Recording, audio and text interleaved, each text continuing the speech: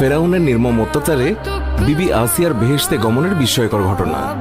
ফেরাউনের এক দাসীর ভাগ্যে আল্লাহ পাক রেখেছিলেন হিদায়াতের দৌলত, অমূল্য সম্পদ। একদিন ওই দাসী মুসলমান হয়ে যায়, আশ্রয় গ্রহণ করে ইসলামের সুশীতল ছায়ায়।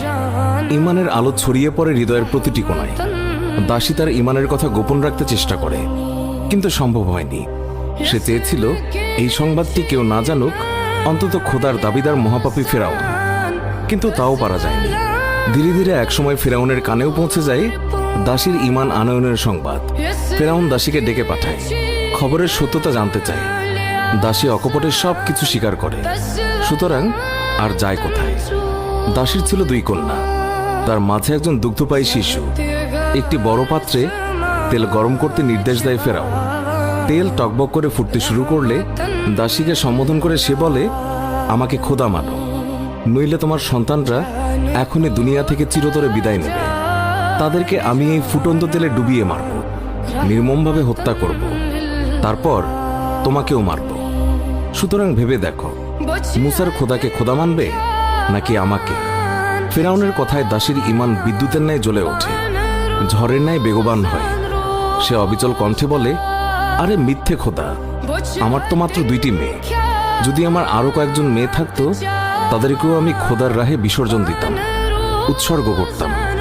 তবুও তোমার মতো নাফরমানের আনুগত্য কখনোই স্বীকার করতাম না। সুতরাং তুমি যা ইচ্ছে তাই করতে পারো, কোনোই পরোয়া নেই আমার। আমি তো এই ত্যাগের প্রতিদান চাইব ওই আল্লাহর কাছে, যিনি তোমারও খোদা। নিষ্ঠুর ফেরাউন আর দেরি করল না। প্রথমে তুলে নিল তার বড় মেয়েটিকে, ছেড়ে দিল ফুটন্ত তেলে। সঙ্গে সঙ্গে মেয়েটির জীবন প্রদীপ নিভে গেল, অঙ্গার হয়ে ভাসতে লাগলো ফুটন্ত তেলের ওপর। আহা, ফেরাউন কত পাষাণ! যদি কোনো মা তার সন্তানকে এইভাবে মরতে দেখে, তাহলে ওই মায়ের কেমন লাগবে, কেমন হবে তার অনুভূতি? এই অনুভূতি কি মানুষের ভাষায় ব্যক্ত করা সম্ভব? না, মোটেও সম্ভব না, অসম্ভব, একেবারেই অসম্ভব। এই ভাব ব্যক্ত করতে পৃথিবীর সকল ভাষা অক্ষম। এখানে এসে পৃথিবীর সকল সাহিত্যই বুঝি অকেজো হয়ে যায়। ভাষা অপারগতা প্রকাশ করে, হৃদয় ভেঙে চুরমার হয়। মেয়েটিকে তেলে নিক্ষেপ করার সাথেই আল্লাহর রহমতের সাগরে ঢেউ ওঠে। সরে যায় মায়ের সম্মুখ থেকে পার্থিব জগতের পর্দা। অদৃশ্য জিনিস দৃশ্যমান হয়ে ওঠে তার চোখের সামনে। মা পরিষ্কার দেখতে পায় মেয়ের রূহ তার শরীর থেকে আলাদা হয়ে উড়ে যাচ্ছে দূর আকাশপানে, আর যেতে যেতে বলে যাচ্ছে, ধৈর্য ধরো মা, বেহেশতে দেখা হবে। এবার দ্বিতীয় মেয়ের পালা, স্তন্যপায়ী শিশুর পালা, বুকের মানিকের পালা, নারী ছেঁড়া ধনকে নিষ্ঠুরভাবে হত্যা করার পালা। কঠিন প্রাণ ফেরাউন আবার এগিয়ে যায় মায়ের দিকে, কেড়ে নেয় ওই মহিলার বুকের মানিককে, ছেড়ে দেয় ফুটন্ত তেলে।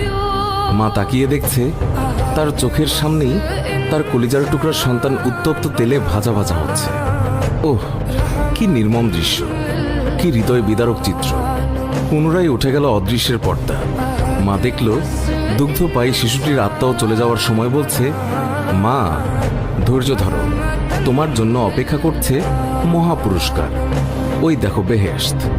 আমরা শীঘ্রই মিলিত হব বেহেশতের বালাখানায়। সবশেষে এলো মায়ের পালা। নরপশু ফেরাউন তাকেও ডুবিয়ে দিল সেই ডুবন্ত তেলে, হত্যা করল নির্মমভাবে। 2 কন্যার জীবন গেল, নিজের জীবনও উৎসর্গ করল। তবু দাসী তার ইমান ছাড়ল না, আনুগত্য স্বীকার করল না নিষ্ঠুর ফেরাউনের। উত্তপ্ত তেলের পাত্রে ভাজা ভাজা হয়ে হাড্ডিগুলো একত্র করে মাটিতে পুঁতে রাখল। এই ঘটনার প্রায় 2000 বছর পর পবিত্র মেরাজে যাচ্ছিলেন প্রিয় নবী সাল্লাল্লাহু আলাইহি ওয়াসাল্লাম। তিনি যখন বায়তুল মুকাদ্দাস থেকে আকাশের দিকে যাত্রা করেন, তখন মাটির দিক থেকে বেহেশতের সুঘ্রাণ এসে তাকে বিমোহিত করে। এই পাগল করা খুশবু তাকে অভিভূত করে। বিস্ময় ভরা কণ্ঠে জিজ্ঞাসা করেন, জিব্রাইল, বেহেশতের খুশবু পাচ্ছি, কোত্থেকে আসছে এই খুশবু, কোত্থেকে আসছে এই সুঘ্রাণ?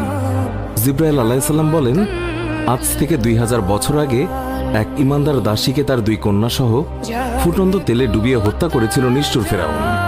তারপর তাদের হাড়গুলো পুঁতে রেখেছিল মাটিতে। আপনি এখন যেই সুবাস পাচ্ছেন, তা ওইসব হাড় থেকে বিচ্ছুরিত সুবাস। সুবহানাল্লাহ।